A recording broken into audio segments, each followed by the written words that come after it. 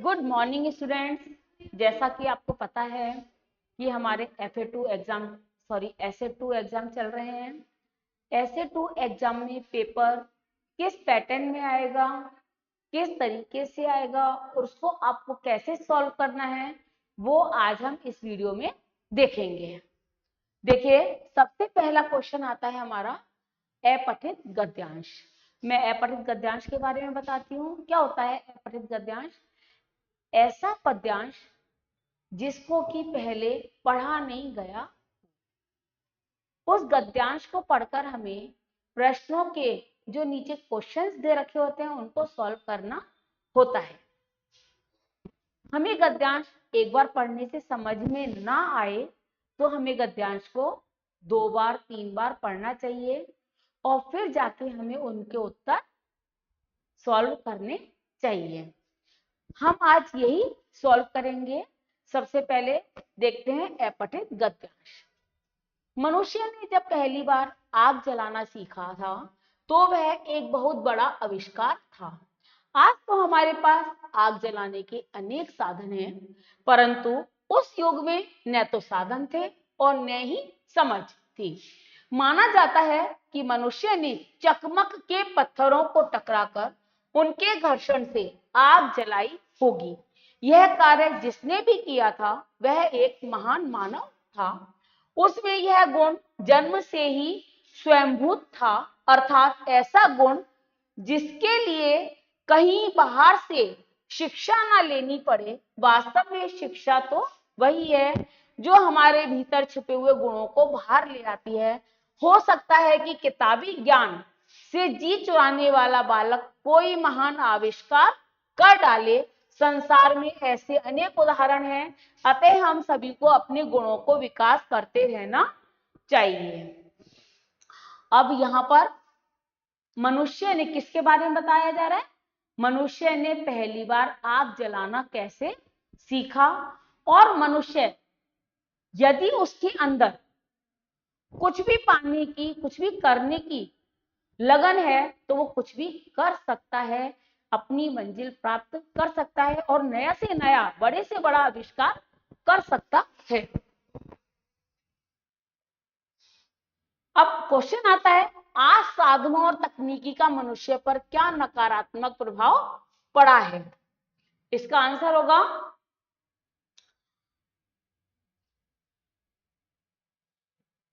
क्या नकारात्मक प्रभाव पड़ा है? कहीं बाहर शिक्षा हो सकता है कि किताबी ज्ञान से जी चुराने वाला बालक कोई महान कार्य कर बैठे। आज साधनों और तकनीकी के मनुष्य पर नकारात्मक प्रभाव क्या पड़ा है? कि नकारात्मक प्रभाव संसार में अनेक ऐसे उदाहरण हैं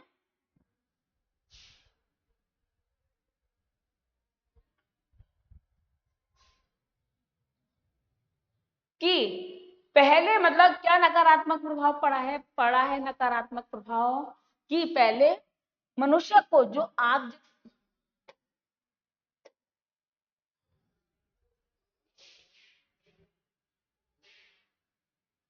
शिक्षा किसे कहते हैं? शिक्षा किसे कहते हैं? ऐसी शिक्षा जो खुद के अंदर से स्वयंभूत हो, स्वयं के अंदर से जो विकास होता है, स्वयं के अंदर से जो कार्य निकलता है उसे ही हम शिक्षा कहते हैं। पहली बार आग जलाने के लिए किसका प्रयोग किया गया? पहली बार आग जलाने के लिए चकमक के पत्थरों का प्रयोग किया गया। कौन से पत्थरों को? चकमक के पत्थरों का प्रयोग किया गया। फोर्थ क्वेश्चन है, वह एक महान मानव था जिसमें विशेषण शब्द है। विशेषण शब्द क्या है? महान। महान इसका एक विशेषण शब्द है क्योंकि उसकी मानव की विशेषता बता रहा है। उपयुक्त गद्यांश का शीर्षक क्या होगा? देखा आपने, किसके बारे में बताया जा रहा है? बार बार मनुष्य की शिक्षा के बारे में बताया जा रहा है।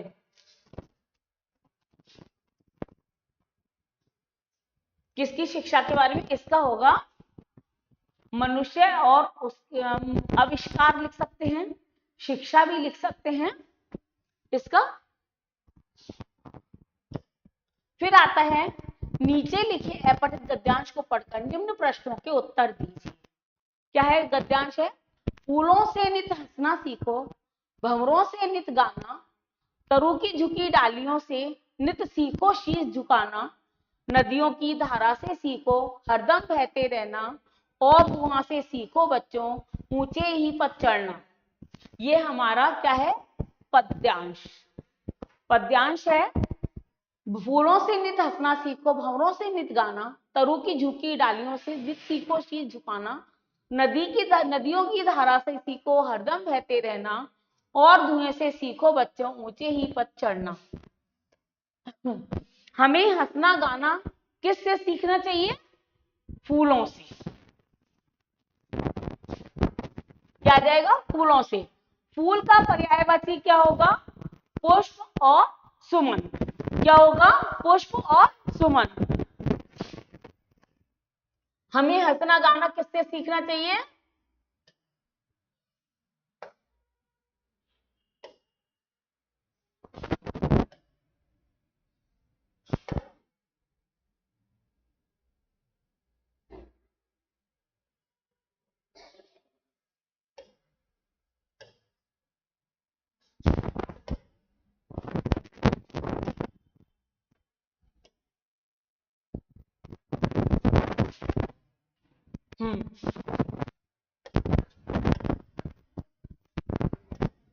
हमें हंसना गाना किससे सीखना चाहिए?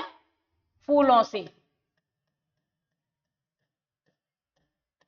फूल का पर्यायवाची क्या होगा? पुष्प सुमन। हरदम बहते रहना का क्या अर्थ है? सब बहते, यहां पर है बहते।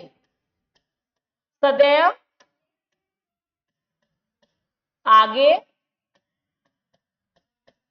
बढ़ना। चढ़ना शब्द की भाववाचक संज्ञा क्या होगा? चढ़ाई। प्रस्तुत पद्यांश का शीर्षक क्या होगा? फूलों से नित हंसना सीखो, भंवरों से नित गाना, झुकी डालियों से नित सीखो शीश झुकाना, नदियों की धारा से सीखो। क्या आ जाएगा? सीख। क्या आ जाएगा?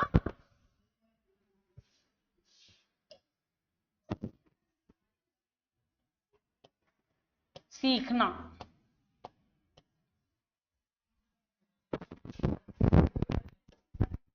अब है निम्नलिखित शब्दों के संधि विच्छेद कीजिए। संधि विच्छेद करेंगे, पवित्र का क्या हो जाएगा? पो प्लस इत्र। महोत्सव का क्या हो जाएगा? महा प्लस उत्सव। स्वागत का सु प्लस आगत। देवर्षि का देव प्लस ऋषि। ये हमारे हो जाते हैं संधि विच्छेद। नेक्स्ट आता है हमारा निम्नलिखित शब्दों के दो दो पर्यायवाची शब्द लिखिए। दो दो पर्यायवाची शब्द क्या होंगे? राजा का क्या हो जाएगा? भू भूपति। नरेश भी लिख सकते हैं। भू भूपति। पृथ्वी का क्या हो जाएगा? धरा धरती जमीन। सवेरा का सुबह प्रातः भोर। मेहनत मेहमान का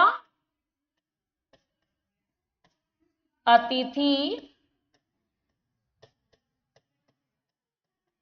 आगंतुक पावना।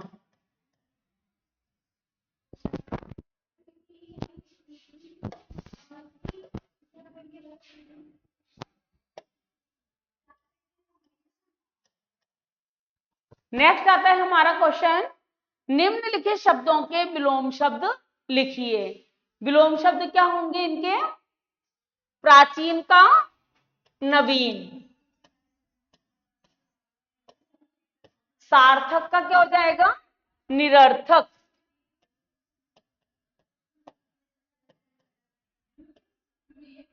राजा का विलोम शब्द क्या होगा? राजा का रंक।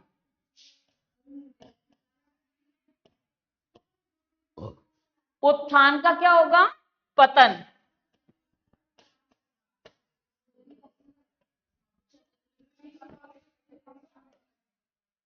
नेक्स्ट आता है हमारा, निम्नलिखित वाक्यांशों के लिए एक शब्द लिखिए। निम्नलिखित वाक्यांशों के लिए एक शब्द लिखना है। रास्ता दिखाने वाला, पथगामी।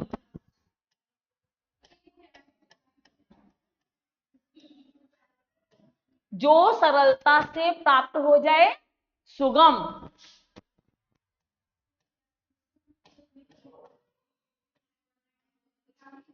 दूर की सोचने वाला, दूरदृष्टि, दूरदर्शी। वर्ष में एक बार होने वाला क्या होता है? वार्षिक।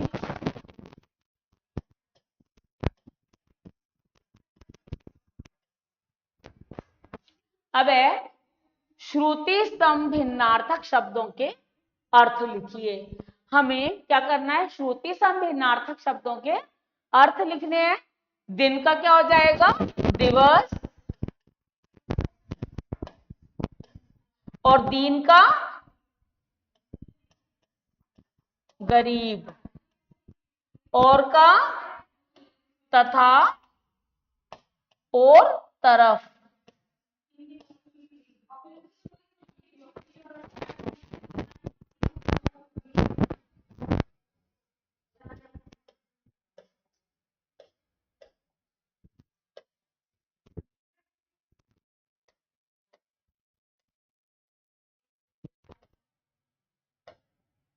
हाँ, अब आता है हमारा क्वेश्चन।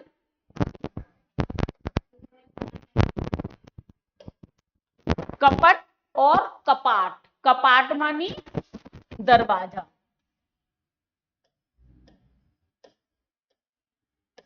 कपट छल। पानी हाथ।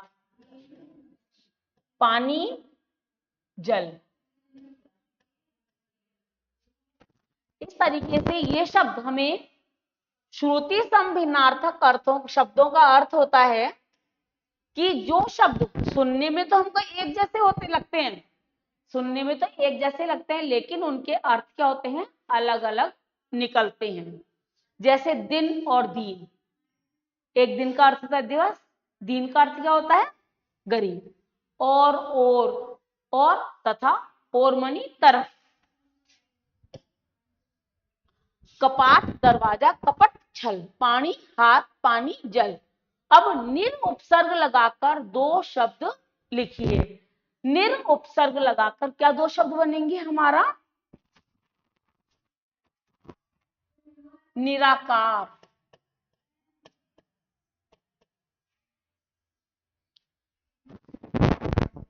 निर्मल।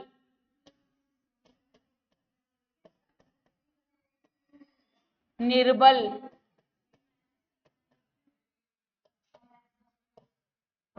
एक प्रत्यय लगाकर दो शब्द बनाइए। एक प्रत्यय लगाकर, ये तो आपको पता ही है, उपसर्ग आगे लगते हैं, प्रत्यय पीछे लगते हैं। एक प्रत्यय लगाकर क्या शब्द बन जाएगा? एक हो जाएगा सामाजिक, और एक हो जाएगा हमारा भौतिक। नेक्स्ट क्वेश्चन आता है हमारा, निम्नलिखित समास विग्रह का समस्त पद लिखिए। इनके समस्त पद लिखने हैं। यहाँ आपको समास विग्रह करके दे रखा है। इनके समस्त पद क्या होंगे? 10 है मुख जिसके, अर्थात रावण क्या हो जाएगा? दशानन। माखन को चुराने वाला, माखन चोर। नीला है जो, नीली है जो गाय, नील गाय। भाई और बहन, भाई बहन, यहां पर और हट जाएगा और ये योजक चिन्ह लग जाएगा इसमें। अब है कोष्टक में दिए गए उचित शब्दों से खाली जगह भरिए। लता मंगेशकर प्रसिद्ध हैं, गायक है गायिका है, तो लता मंगेशकर स्त्रीलिंग है तो क्या आ जाएगा गायिका। क्या लिखेंगे यहां पर, गायिका है। पढ़ा रहे हैं अध्यापक अध्यापिका, तो पढ़ा रहे हैं तो क्या आ जाएगा पुल्लिंग है ये, तो अध्यापक।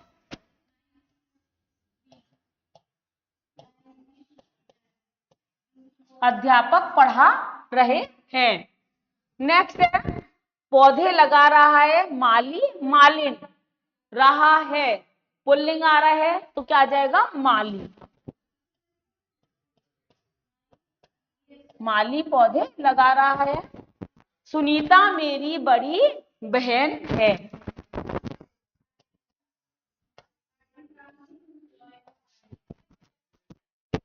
आया समझ में आप लोगों को।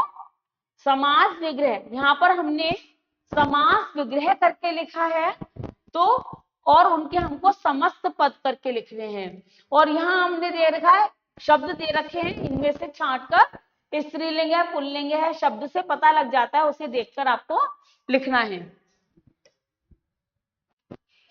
नेक्स्ट आता है निम्नलिखित शब्दों के वचन बदलकर लिखिए। आपको वचन बदलकर लिखने हैं। रानी का क्या हो जाएगा, रानियां। वचन एक वचन बहुवचन, क्या हो जाएगा रानियां। नेता का नेतागण। मित्र का मित्रगण। मजदूर का मजदूर वर्ग। क्या आ जाता है, हमने एक वचन बहुवचन लिखा। रानी का क्या हो गया रानियां, नेता का नेतागण, मित्र का मित्रगण, मजदूर का मजदूर वर्ग। अब है विशेषण शब्दों के उचित भेद लिखिए। इनके हमें विशेषण शब्दों के भेद लिखने हैं। तीन आम, तो कौन सा विशेषण आ रहा है, तीन संख्या आ रही है ना, तो क्या आ गया इसमें संख्या वाची।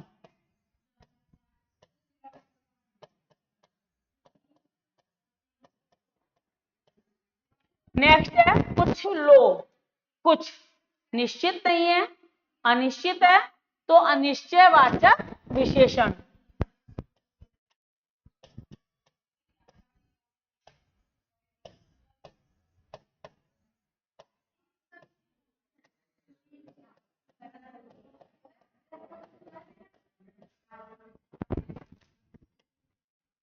नेक्स्ट क्वेश्चन आता है हमारा, निम्नलिखित प्रश्नों के उत्तर में सही का निशान लगाइए। अब इनमें कोष्ठक में दिए हुए क्वेश्चन है, तो इनमें हमको जो आंसर सही है उस पे निशान लगाना सही का। धातु किसे कहते हैं, क्रिया को, क्रिया के मूल रूप को, क्रिया की विशेषता को, क्रिया के मूल रूप को हम धातु कहते हैं। तो यहां हम अपने सही का निशान लगा देंगे। अध्यापिका बच्चों को हिंदी पढ़ा रहे हैं, इस वाक्य में क्रिया का कौन सा भेद है। क्रिया के दो भेद होते हैं, सकर्मक क्रिया और एक अकर्मक क्रिया। यहाँ क्या पता चल रहा है, अध्यापिका बच्चों को क्या पढ़ा रहे हैं, हिंदी पढ़ा रहे हैं, तो ये कौन सी क्रिया हो गई, सकर्मक क्रिया।